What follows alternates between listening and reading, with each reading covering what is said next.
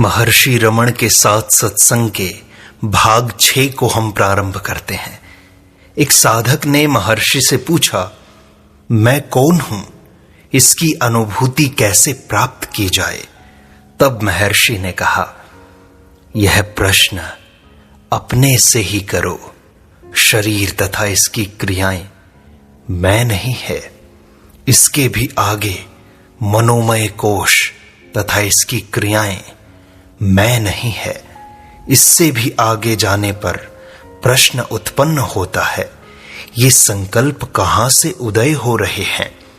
यह संकल्प सहज, ऊपरी या विश्लेषणात्मक होते हैं। ये संकल्प बुद्धि में उत्पन्न होते हैं। फिर इनका साक्षी कौन है? संकल्पों का अस्तित्व, उनकी स्पष्ट धारणा तथा उनका प्रभाव व्यक्ति के समक्ष प्रत्यक्ष हो जाएगा। यह सूक्ष्म परीक्षण से यह निश्चय हो जाएगा कि व्यक्ति का व्यक्तित्व संकल्पों के अस्तित्व तथा उनके क्रम के दृष्टा रूप में साक्षी है। यह व्यक्तित्व ही अहम है, जिसे लोग मैं कहते हैं। विज्ञानमय कोश अर्थात बुद्धि इस मैं का केवल आवरण है, स्वयं मैं नहीं। इसका और अधिक अनुसंधान करने पर यह प्रश्न उठेंगे, यह मैं कौन है? इसका आगमन कहां से होता है? निद्रा में मैं का आभास नहीं था। निद्रा से जागरण के साथ ही या तो सुषुप्ति स्वप्न में परिवर्तित हो जाती है अथवा जागृति में। अभी मैं स्वप्न की चर्चा नहीं करता। अब इस जागृत अवस्था में मैं कौन हूं? यदि मैं निद्रा से उत्पन्न हुआ तो मैं अज्ञान से ढका हुआ था। ऐसा अज्ञानी मैं नहीं हो सकता जिसका वर्णन शास्त्र करते हैं अथवा जिसके ज्ञानी पुरुष पुष्टि करते हैं। मैं सुषुप्ति से भी परे हूं। यहां मैं अभी भी वही होना चाहिए जो मैं सुषुप्ति तथा स्वप्न में भी था, पर उन अवस्थाओं के स्वभाव से परे था।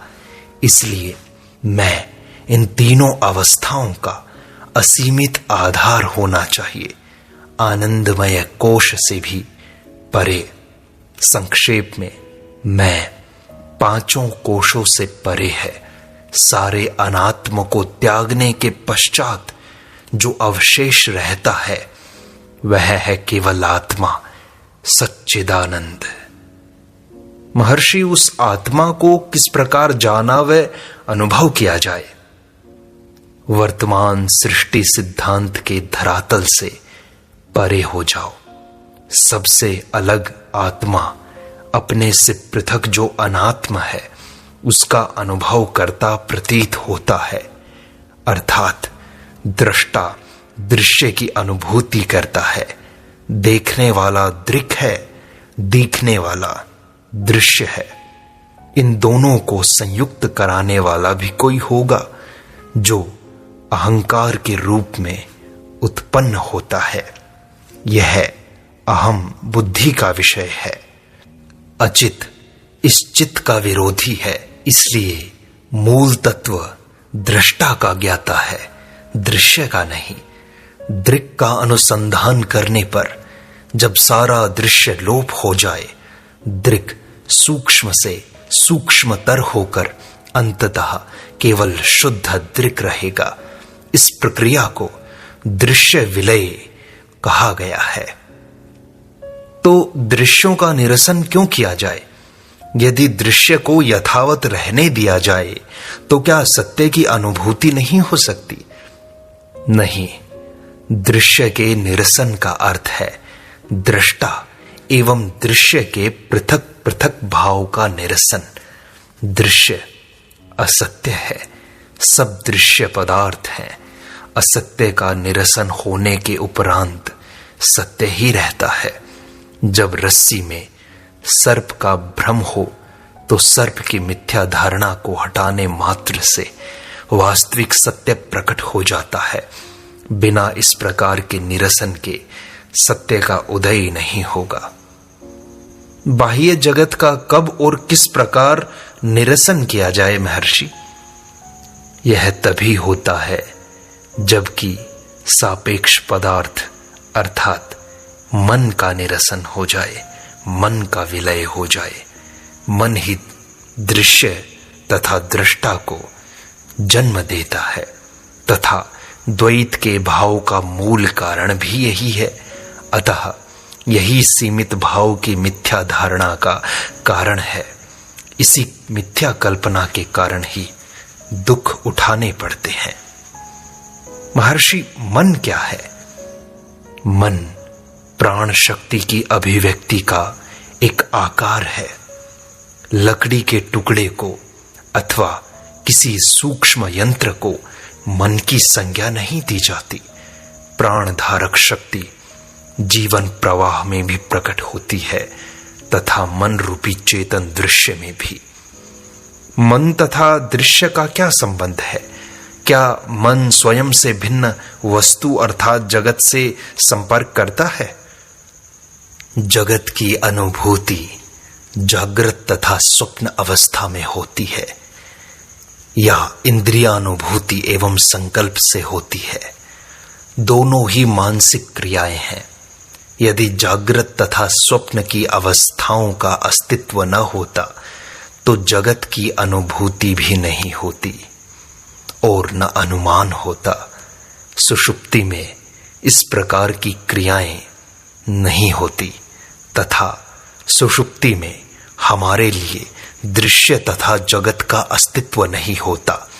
इस प्रकार जगत की सत्यता की सृष्टि अहंकार द्वारा सुषुप्ति से जागने पर ही होती है।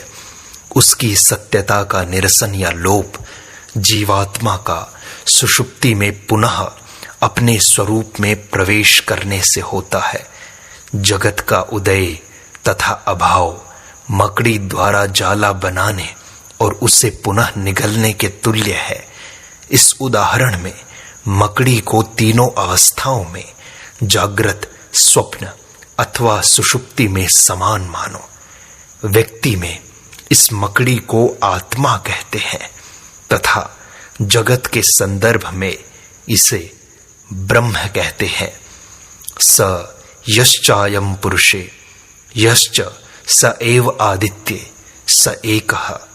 यह जो पुरुष में है और यह जो सूर्य में है वह एक ही है। जब तक आत्मा अप्रकट है, निष्क्रिय है, सापेक्ष द्वैत का सृजन नहीं हो सकता, अर्थात दृष्टा एवं दृश्य का उदय नहीं होता। यदि मन के उदय होने का मूल कारण खोजा जाए तो यह पता चलेगा कि वह सत्य से ही उदय हुआ है, जिसे आत्मा अथवा ब्रह्म कहते हैं।